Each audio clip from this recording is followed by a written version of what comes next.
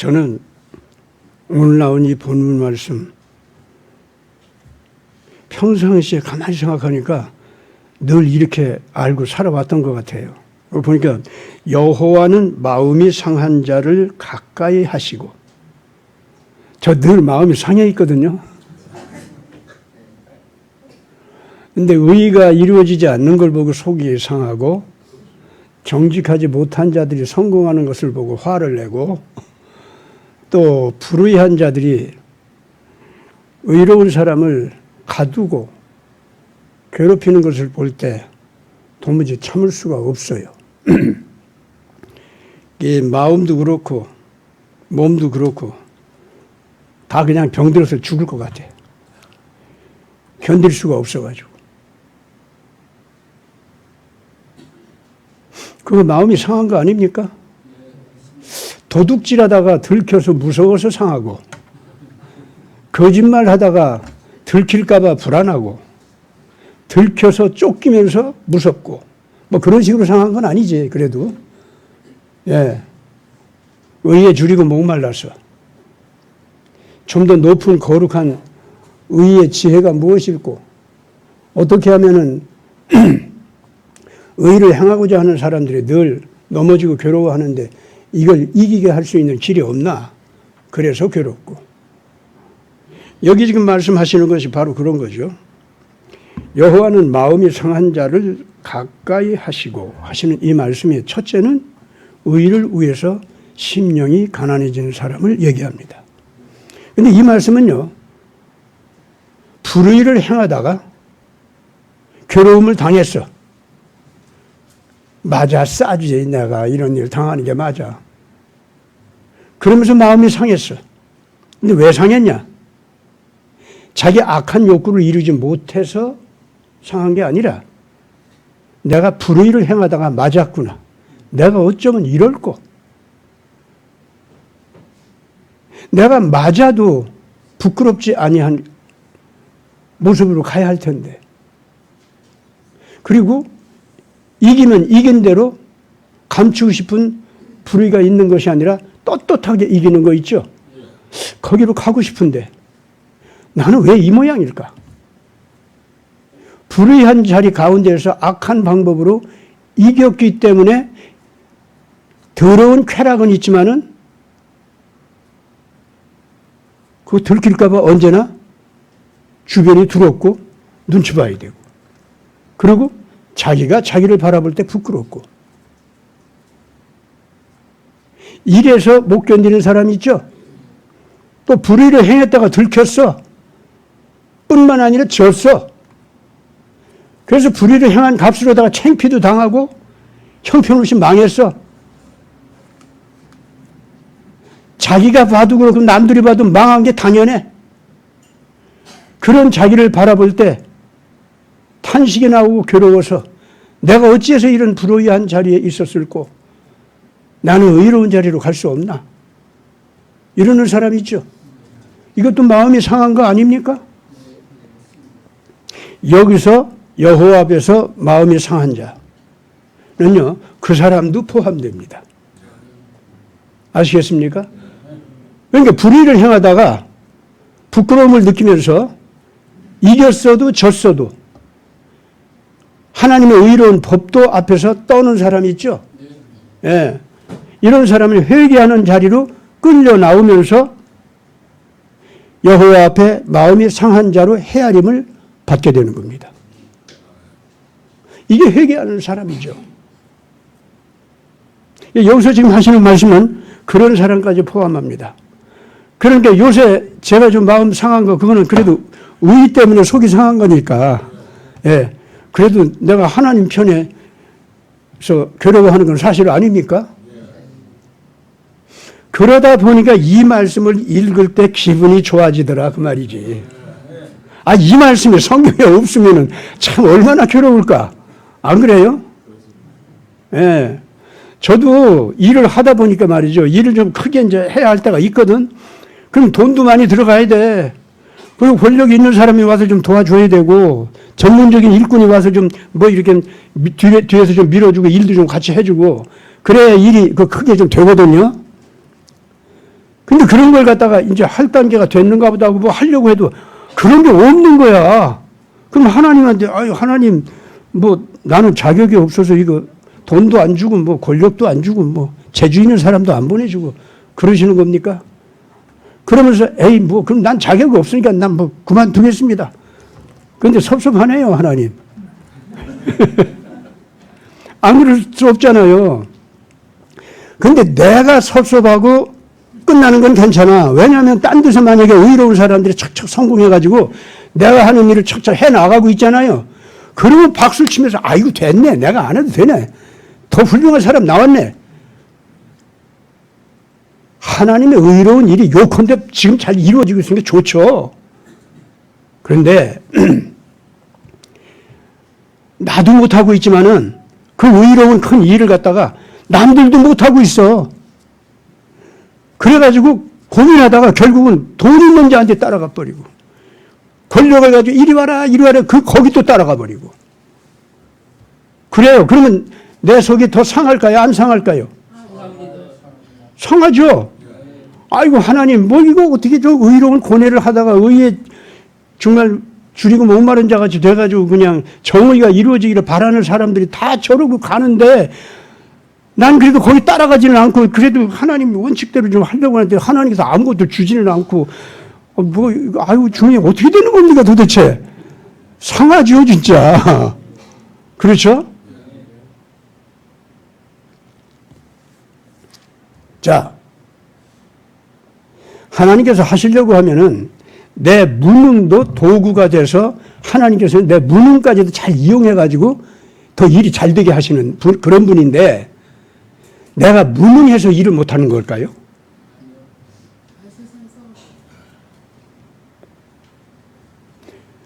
아직 여기서 소원하는 대로 일을 크게 벌리는 거 있죠? 그 때가 안 됐다 그거야. 하나님의 시간표를 너는 잘못 보고 있어. 때로는 의사가요, 어린애기는 나 이거 먹고 싶어, 저거 먹고 싶어, 그래도 안 돼, 안 돼. 하고서 쓴 약만 입에도 톡 틀어넣게 하고, 그러면 에이, 싫어. 그러는데도 어거지로 막 집어넣고. 어떤 애들은요, 성질이 사나워가지고, 그 쓴 약을 집어넣잖아요. 그러면 손가락을 꽉 물어버려. 그런데도 귀엽고 쓴 약을 먹게 하는 그런 경우가 있잖아요.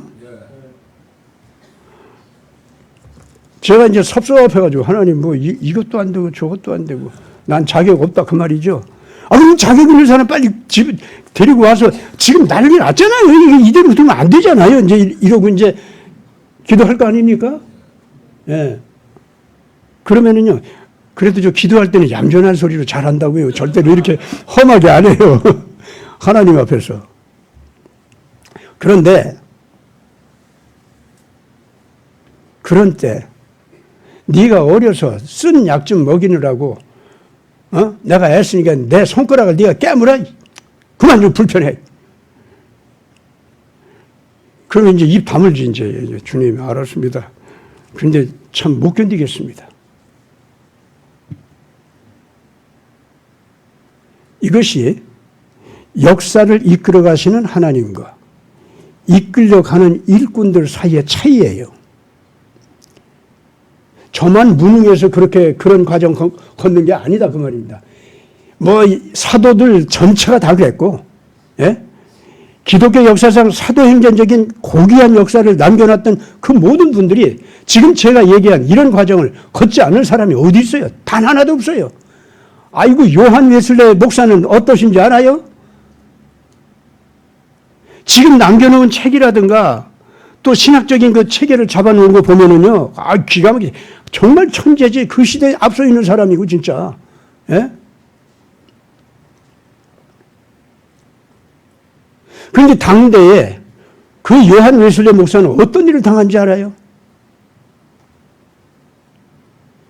영국의 그 그때 이제 산업혁명이 일어나가지고 초기 산업혁명을 지나면서 노동자들이 한참 부자들한테 착취를 당하면서, 그러니까 영국이 다른 나라로 나가서 식민 제국주의를 하고 뭐 이렇게 했지만은 그 본국에서도 사실은 노동자 계급이 얼마나 고통당하고 괴로웠는지 몰라요. 그 불쌍한 백성들 그런 상태 속에서 군대가 키워진 거고 그 배들이 만들어진 거고 무기가 만들어진 거예요, 위에. 그래가지고 나가가지고서는 정복하고 그런 거예요. 근데 이것이 하나님의 축복이다. 이것이 예수를 잘 믿었기 때문에 우리한테 이런 축복을 주셨다. 이러고 나갔지, 이제 영국이. 오늘날 와서 그 부끄러움 다 당하고 있는 거예요. 그 후손들이 다 당하고 있지, 진짜. 근데 어쨌든 영국 당시에 요한 웨슬레 시대에요. 그런 상태에 있었습니다. 그런데 그때 그 노동자들이 그 사람들 다 하나님 믿는다고 믿는 사람들이에요. 요한 웨슬레 목사는 아주 젊고 양심적인 기가 막힌 목사입니다. 그래가지고 가서 그 노동자들을 만나는데 참 너무 기가 막혀요. 그래가지고 그 사람들을 위로하고 힘을 주고 지금 오늘 읽은 바로 이런 말씀이 있죠. 의에 줄이고 목마른 자들은 복이 있다. 아무리 세상이 악하고 더러워도 화평케 하려고 하는 사람은 복이 있고 마음이 청결한 사람은 정말 복이 있다. 이거를 얘기하는데 처음에는 노동자들이요. 그 얘기를 듣고 저 젊은 목사가 와서 철딱서니 없는 소리 해. 진짜 그랬어요. 진짜로. 그럼 돌도 던졌어요. 그런데도 돌로 얻어맞으면서 이 목사가 열심히 얘기하는 걸 보고 너무 이 젊은 사람 자꾸 때리지 말고 얘기나 한번 들어봐. 뭔가 간절한 게 있긴 있네. 이래가지고 듣기 시작한 거예요.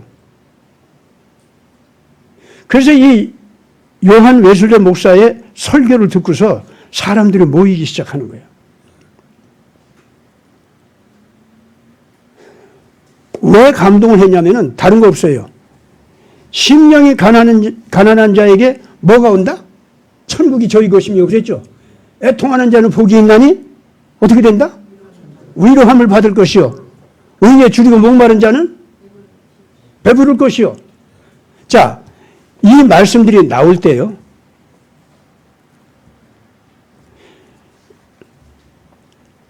요한 웨슬레 목사가 한 얘기는 그거예요. 예수 없이 심령이 가난하면, 예수 없이 의에 줄이고 목마르면은 맞다. 그건 망하는 거다. 희망이 없다. 그래서 어쩔 수 없이 의를 위해서 고민을 하다가 같이 도둑질하게 된다. 같이 깡패가 되고 같이 강도가 된다. 예수 없이 하려면 그렇게 된다. 예수께서 말씀하신 이 모든 것은 잘 봐라. 복이, 우리말로는 복이 있나니 그랬죠. 그러나 실질적으로 히브리, 그리스 원어로 되어 있는 거, 그리고 영어로 되니까 I blessed예요. 예수님이 축복한다는 거예요. 내가 축복한다는 거예요. 의를 위해서 심령이 가난한 사람한테 누가 와 있다? 의를 위해서 심령이 가난하다는 것 자체가 예수가 너한테 온 증거라는 거예요. 하나님이 너한테 온 증거라는 거예요. 하나님이 오시지 않았으면 내가 의를 위해서 고민할 이유가 없다는 거예요. 이익을 위해서, 자기 욕구를 위해서 고민할지라도 절대로 너는 의를 위해서는 고민 안 한다는 거예요. 그래서 이 의를 이루기 위해서 더 높은 진리, 더 높은 진리의 지혜, 이런 걸 네가 구하게 된다는 거예요. 이거는 바로 예수가 너에게 오셨다는 증거요.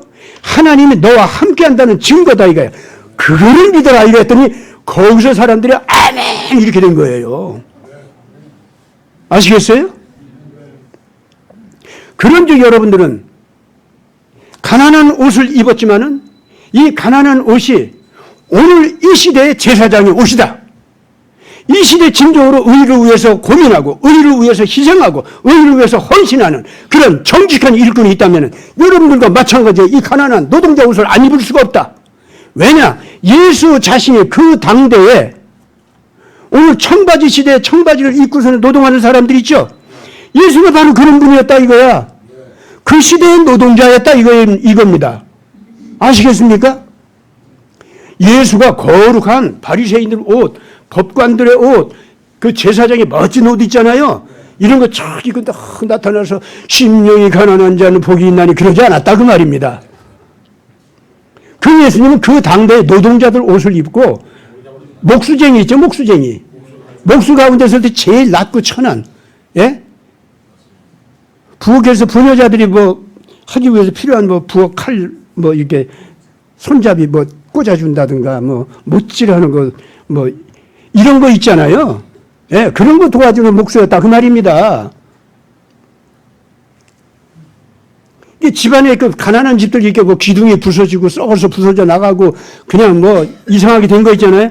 그거 가서 뭘 이렇게 낑겨 넣어가지고 고쳐주고, 예, 그런 목수였다 그 말입니다. 369급 목수 있잖아요. 예수님이 그런 노동자였어요. 그 옷을 입고 나가서 설교를 한 거고. 이제 아시겠습니까? 그러다 보면은 땀에 절고 뭐가 절고 그러다 보면 거기 따라다니는 여자분들이 있잖아요. 그럼 그런 분들이 돈은 없으니까 어디에서 그냥 그 이 옷감 저 옷감 아마 여자들이 입고 있는 그 옷 있잖아요. 그 얼마큼 찢어서 꼬매가지고 예수님 입을 수 있도록 이렇게 해주셨을 거예요. 그럼 그걸 보고서 그걸 받아가지고 아유 고맙다고 웃으면서요. 그러고 다니면서 설교하고 다녔다 그 말입니다. 그러면 어쩌다가 니고데모 선생이라든가 아리마대 요셉이라든가 몰래 돈 보내가지고 저 선생님 옷 좀 입혀 먹을 것 좀 드려.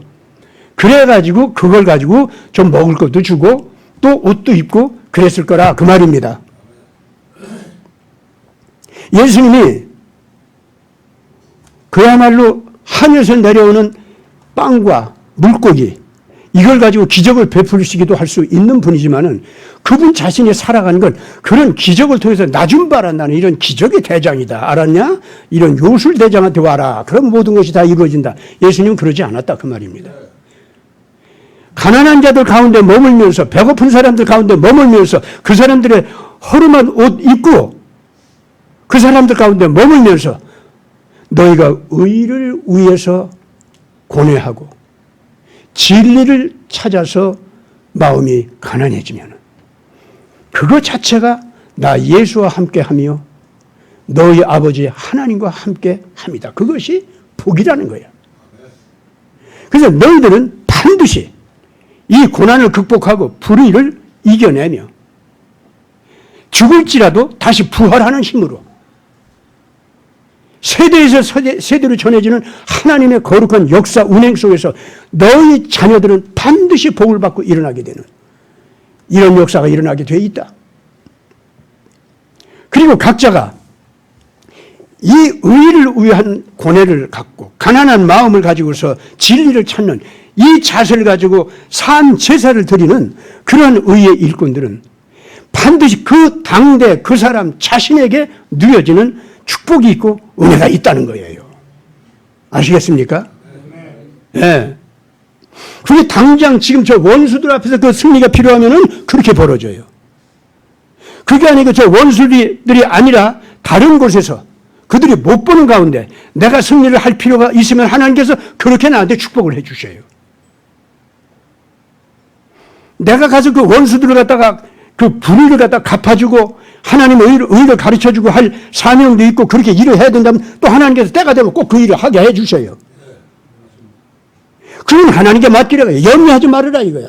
네가 의를 위해서 고뇌를 해? 진리를 찾아서 지금 마음이 가난해져서 그러면 그가 하나님이 함께 하신 거고 그러면 예수가 함께 하신 거고 그러면 예수의 축복이 너한테 온다 그 말입니다. 오늘 그러니까 지금 여호와는 마음이 상한 자를 가까이 하시고 충심으로 통회하는 자를 구원하시는도다. 이제 이 말씀 의미 확실하게 아시겠죠? 예. 네. 여기서 보면 의인은 고난이 많으나 여호와께서 그의 모든 고난에서 건지시는도다. 의인들의 특징이 있습니다. 의 안에서 승리하는 사람들의 특징이 있습니다. 성령 안에서 이미 승리를 누리는 사람들의 특징이 있습니다. 그건 뭔 줄 압니까? 내가 의를 위한 고뇌를 가지고 있는 한 나는 이미 승리자다. 나는 이미 악을 심판하는 자리에 서 있는 자다. 내가 고난당하는 것은 나에게 억울한 고난을 주는 자의 죄가 쌓이는 것이요. 하나님 앞에 그 죄의 증거가 기록이 되는 거예요. 그렇기 때문에 나는 고난 당하면서도 그 불의한 자에게 그걸 정확하게 말을 할 수가 있어요. 입으로 말이 필요하면 입으로 할 것이고, 눈으로만 할 필요가 있으면 눈으로만 해 주실 거고, 행동으로 할 필요가 있으면 행동으로 할 거예요.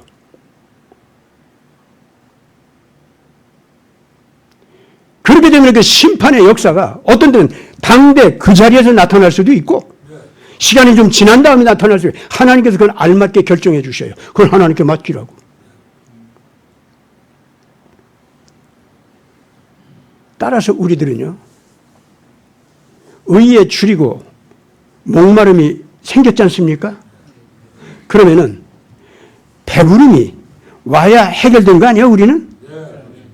그런데 의에 줄이고 목마른 사람들은요, 그거 자체가 빵이야, 그냥. 이미 해결이 온 거예요. 왜냐하면 그것이 예수님이 내 안에 들어오는 증거니까. 다시 한번 얘기합니다. 진리와 의를 위해서 마음이 가난해져서 괴로워하는 사람들은 의의 빵이 따로 있어서 내 안에 들어와서 내가 만족스럽게 되는 거 있죠? 그게 아니라 신앙이라는 것이 이런 겁니다. 뭐냐면은 내가 의를 위해서 고난 당하고 아파서 의를 구하는 심정이 됐지 않습니까? 그러면 당연하게 이 불의를 해결해야 되는 것은 이렇게 해결되어야 한다는 그 당위적인 옳은 길이 내 눈에 보였을 거 아닙니까?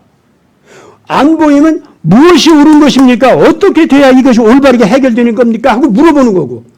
그렇게 될 거 아니겠어요? 사실은요, 이것이 어떻게 해결되어야 된다라고 하는 그 당위적인 그 결과는요, 우리가 다 알아요. 그런데 어떻게 그걸 이루느냐, 그걸 우리가 모를 때가 대부분이야. 아시겠습니까? 그렇기 때문에 그 어떤 경우든 당위적으로 이겨야 할 방향이 뭘까 하고 찾는 마음 자체부터 시작해서 당위적으로 해결될 것이 보였어. 근데 방법은 안 보여. 그것도. 그 다음에 당위적으로 해결해야 할 방향도 보였고 방법도 보였어. 근데 방법을 내가 실천하지는 못해. 그 단계도 포함되고. 여러분, 이거 전부가 예수와 만나는 과정입니다. 예수와 만나는 과정에서 내가 자라나는 모습입니다. 알겠어요? 질문만 하더라도 벌써 예수와 딱 하나가 된 거야. 근데 당위적인 해답의 방향이 보였어. 그러면 그만큼 내가 자라난 거예요. 그 다음에 그 당연한 해결되어야 할 방향이 보였는데 무슨 방법으로 할지는 모르겠어. 그 질문이 나왔어. 그럼 그 질문, 무슨 방법으로 하는 그 질문 있죠? 그 질문하는 것만큼도 뭐야? 나는 성숙했어요. 자라났어요. 아시겠습니까? 그 다음, 그 방법도 알지만 내가 하지를 못해. 그 주님, 나 이거 못하는데 어떡하죠? 이러고 있어요, 내가. 그러면서 어느새 이제 나로 하여금 그걸 할 수 있도록까지 하시는 거예요. 근데 할 수 있도록 해서 내가 그 방법까지 했거든? 그들은 희생이 기다려. 희생이 기다리는데 너 갈래 안 갈래? 이러신다고. 그럼 뭐 가야지 뭐 어떻게 해요? 그럼 가. 그 가 하시는 그 예수님 얼굴 이렇게 들여다보면 예수님은 눈물이 그렁그렁해서 입은 웃고 고개 끄덕거려주고 눈에서는 눈물이 돌고 그러면서 뭐라고 하시는지 그래도 너 나 많이 닮았다 그러시는 거예요. 그러면은 희생하는 자리로 그냥 예수님만 자꾸 바라보면서 가는 거죠. 이게 성숙의 과정 아닐까? 성숙 과정에 들어온 사람은 이미 하나님과 하나가 된 거야, 안 된 거예요? 어떻게 된 거요 하는 거 고백하는 소리가 하나가 된 거야, 아니야? 된 거죠? 예. 네. 그렇기 때문에 이미 해답을 받았다는 거예요. 가난한 마음, 의를 위해서 가난한 마음 품은 것 자체가 하나님과 하나가 됐다는 거예요. 해답이 다 돼 있다는 거예요. 그래서 굶주림도 목마름도 복이요, 그냥. 복인 줄 알아, 그냥. 저도 살다가 보니까요, 맨 굶주리고, 맨 헐벗고, 맨 그냥 그랬더라고. 근데 알고 보니까 그게 복인 것 같아요.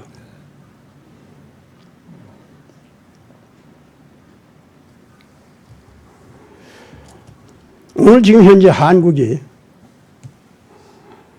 새로운 부름을 하나님께로부터 받고 있습니다. 아니, 핵무기를 가지고서 갑자기 온 세상 사람들이 난리를 치더니 한국이여 당신들이야말로 핵무기를 가질 자격이 있는 유일한 국가요. 우리는 당신을 믿습니다.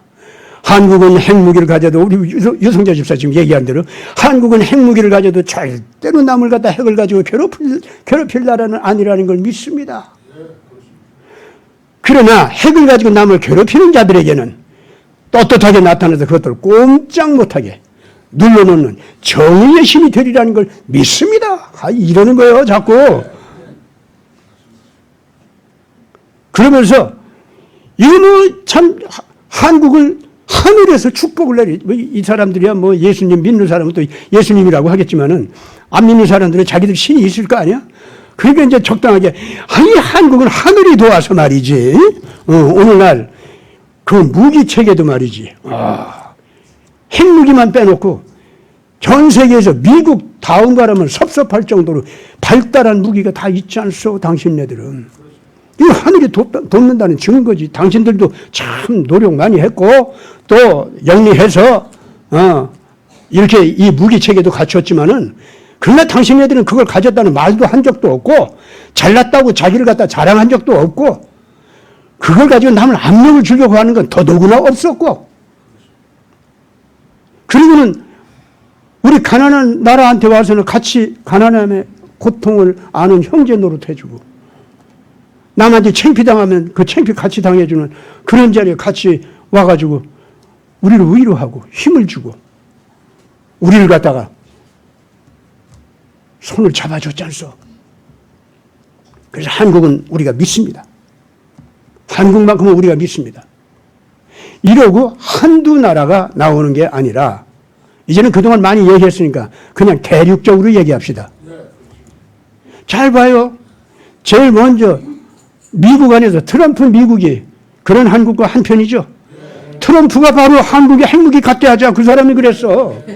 그렇잖아요.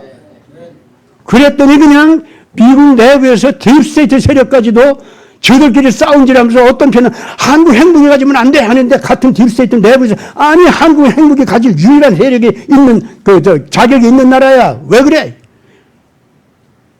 그리고 우크라이나 전쟁 그만해. 이러고 자기들끼리 막 싸움질하는 거예요. 한국이 핵무기 가져봐. 우크라이나고 가자 전쟁이고 중공이고 다 한국 한번 핵을 가지고 딱 나와 봐. 그냥 미국 대신하는 또 하나의 거대한 자유민주 진영이 돼가지고 미국과 함께 평화지향적으로 전쟁 억제용으로 핵의 힘을 사용할 그런 나라가 됐잖아. 한국 핵 가져야 돼. 여기 딥스테이트 안에 있던 사람들이 그러는 거예요, 지금 현재. 그러니까 세계가 다 깜짝 놀란 거죠, 지금. 나는 그렇기 때문에 이것이 확실하게 하나님께서 지금 한국아, 너 좀 일어나야겠다. 그러시는 것 같아요. 쟤네들이 저렇게 너를 기다리네.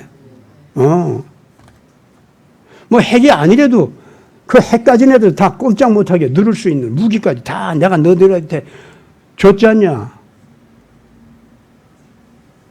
그 내가 왜 줬을까? 그거 가지고 네가 자랑도 안 하고 남을 노예로 삼겠다고 누르지도 않고 그거 장사질로다가 그냥 남들을 갖다가 해치려고 하는 그런 것도 너희들은 안 할 거를 내가 안다. 또 하더라도 내가 가만 안 둬, 그건. 내 장중에 너희들은 잡혀 있으니까. 그러니까 너 일어나야겠다. 저 우크라이나 전쟁터에 좀 가. 가자 전쟁터에 좀 가. 걔들 좀 그만 싸우게 말려라. 난 좀 그 말씀 하신다고 봐요. 이거요, 지금 한국 핵무기를 갖다가 갖게 하는 것이 마땅하다 하는 소리가 팡 터진 거 있죠? 이거하고 똑같게 우크라이나 전쟁터로 가지 않습니까? 가자 전쟁터로 가잖아요? 가서 딴 얘기 안 해요. 누구 편이 드는 것도 아니야. 그만들 좀 싸워. 사람 좀 그만 죽여. 사람을 이렇게 죽이면서 이 전쟁을 갖다가 정당화시키려고 하는 어떤 핑계도 하나님 앞에서, 인류 양심 앞에서, 역사 앞에서 옳다고 변명할 수 없어. 어디다 대고 무슨 뭐 그런 거 푸틴도 그 평화 조건 이상하게 내밀지 말고 그런 식으로 내밀 자격이 없어. 이제는 너무 사람을 많이 죽였어. 유럽이나 바이든 너희들은 더 자격 없고 푸틴이 분노해가지고 이 싸움질을 하게 한 게 누구야? 너희들 아니야. 젤렌스키는 원래 푸틴하고 화해해가지고 러시아와 우크라이나 사이에 평화가 있게 하고 마이단 폭동 그 문제가 더 이상 우크라이나 내부에서 더 이상 질질 끌게 하지 않고 그거 하겠다고 나온 사람이 젤렌스키가. 그 젤렌스키는 이 전쟁의 뻘밭으로 쓱 끌어넣는 게 누구야? 너 바이든 아니야. 그러니까 한국이 말이죠. 우크라이나 전쟁터로 가면서 흰 적십자 옷 있죠? 그거 입고 가는 거예요. 그러면서 그걸 갖다 왕왕 나팔 부는 거예요. 그래서 모든 코리아 연방 하고 싶다는 모든 국가들이요, 우리 같이 하자 이제 이러는 거예요.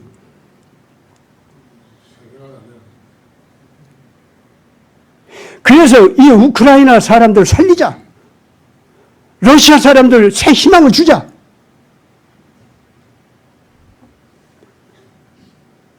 그리고 뭐 푸틴과 젤렌스키의 전쟁 범죄, 또 그 뒤에 바이든, 나토, 모든 그 전쟁 범죄자들, 이것들은 이 우크라이나와 러시아 국민들을 살려준 다음에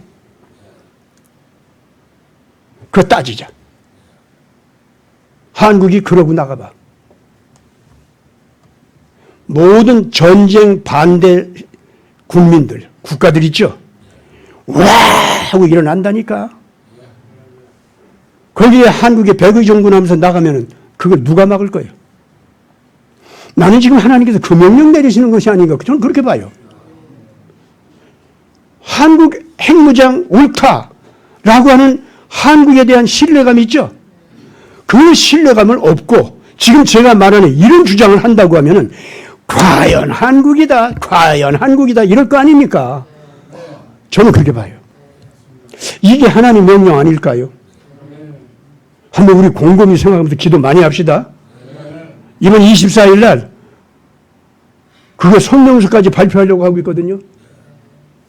하나님의 뜻이라면 뭔가 이번에 이 나팔 소리가 전 세계에 퍼지게 하면서 새 분위기를 만들 수 있으리라고 봅니다. 윤석열 정권이 여기에 이거 우리가 할 일이다 하고 일어나서 자기 일로 하고 나서면은 윤석열 정권의 지금 아주 곤란한 입장, 이걸 살려주기까지 할 겁니다. 박근혜 대통령께서 만약에 이거야말로 내가 윤석열 정권 대리해가지고 나서가지고 세계에 새로운 여론을 만들어주면은 그러면은 트럼프는 춤출 거고 푸틴은 살려줘서 고맙다고 할 거고 젤렌스키는 엎드려 절하면서 나 죽지 않게 해줘서 고맙습니다 그럴 거고 나토는 우리가 너무 부끄럽지 않은 자리에서 회개할 수 있게 해줘서 고맙소. 나 이렇게 되리라고 봅니다. 박근혜 대통령이 나서면 그만한 권위를 가지고 일할 수가 있어요. 우리 열심히 그렇게 기도합시다. 여호와께서는 마음이 상한 자를 어떻게 하신다고? 가까이 하십니다. 아시겠습니까? 의를 위해서 줄이고 목마른 아픔을 가지고 주님께 엎드린 자에게는 배부름을 주신다고 했습니다. 다 같이 기도합시다. 아버지 하나님, 오늘 우리에게 새로운 명령이 떨어졌다는 것을 절실하게 느끼고 있습니다. 전쟁터에서 전쟁이 멈추게 하라는 명령, 전쟁이 일어날 수도 있는 위기 지역에서 전쟁 귀신들을 완전히 쫓아내버리는 이렇게 하라는 명령, 이것이 떨어진 줄 믿습니다. 오늘 이 세대 속에서 크리스찬들이 그리고 한국의 태극기 애국 시민들이 어떻게 하면 이 명령을 수행할 수 있겠습니까? 여호와 하나님께서는 마음이 상한 자를 가슴에 끌어안고 그 위로자가 되어주시고 치료해 주시고 씻어 주시고 먹여 주시고 다시 세워 주시는 아버지이신 것을 우리가 확신하고 이 예수님의 품속에서 다시 일어나게 하여 주시옵소서. 우리 구주 예수 그리스도 이름으로 간절히 기도드리옵나이다. 아멘.